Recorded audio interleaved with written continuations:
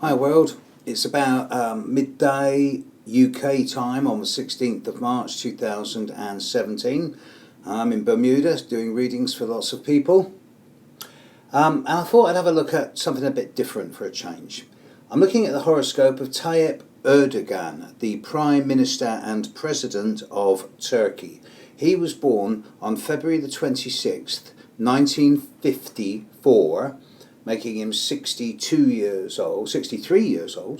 He was born at 4:25 a.m. in Istanbul in Turkey. Now, he's a Pisces with the moon in Sagittarius and Capricorn rising.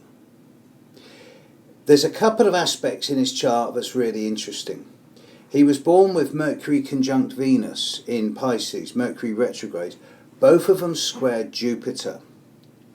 This in itself is someone who's high-minded, given to strong belief systems and personal philosophies which they both feel and think are correct. The moon in his horoscope is at 8 degrees of Sagittarius. Mars in his horoscope is at 8 degrees of Sagittarius. His sun is at 6/7 degrees of Pisces, square the Mars and the moon in Sagittarius. Sun in Pisces square Sagittarius moon and Mars moon, and Mars in Sagittarius. Moon Mars people are always a little bit impulsive, headstrong, rash, volatile, brave, bold, courageous, direct, speak the truth, especially in Sagittarius, which shoots from the lip. Moon conjunct Mars in Sagittarius is someone who's not scared to stand up for what they believe in. With the square to the sun, however, there is a somewhat militant, antagonistic, and even occasionally offensive potential here, where they lack in subtlety, tact, and diplomacy.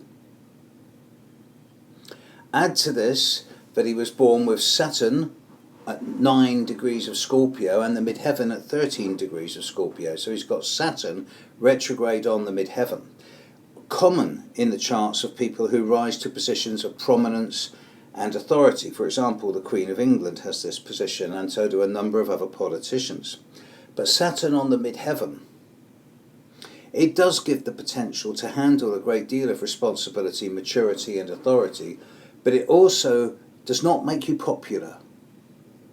Sometimes you have to make difficult choices that don't go down well with a lot of people. But it does make you someone who's capable of carrying through things in a determined and thorough way, especially as this is in the sign of Scorpio. And then we get to the ascendant, 18 degrees Capricorn, with Uranus in his chart at 19 degrees of Cancer, exactly opposite the ascendant. He's likely to be someone who, when it comes to dealing with other people at the one-to-one level, is quite yes-no, black-white. Mercenary can be described as callous and cruel, but ruthless is yes-no, black-white. And I do consider him as getting increasingly ruthless as he gets older. If I were to summarise his chart, I'd say, well, he knows what he believes, and he's not scared to promote it and project it, and to take on the responsibility of authority. And most of the time, I'd say he's a good leader. But this year,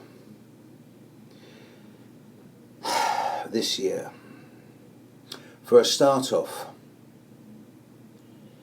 Pluto in the sky is on top of his ascendant. This leads to, when I'm flippant, I say it leads to delusions of adequacy, certainly leads to delusions of power.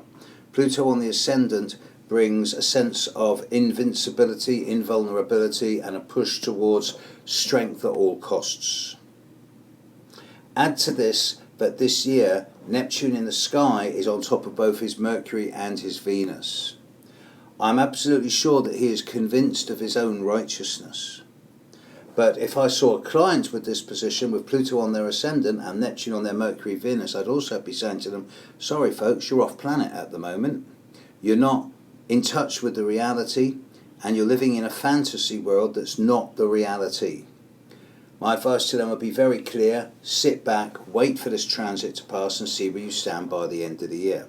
I'm particularly concerned around the time of early to mid-August this year, when Jupiter finishes its square to Pluto, squaring his ascendant, And I suspect that around early mid-August there will be developments in his political career that should then either confirm him for the long-term future or set him on a path to self-destruction. I think he's going a bit over the top at the moment in a number of different ways, but I don't think he can see it. Sensible people in his government will be saying to him, whoa, back off. But I don't know if that's the case in Turkey at the moment. We shall see. Okay, more on other political figures later in the month. Cheers, world. Catch you later. Bye.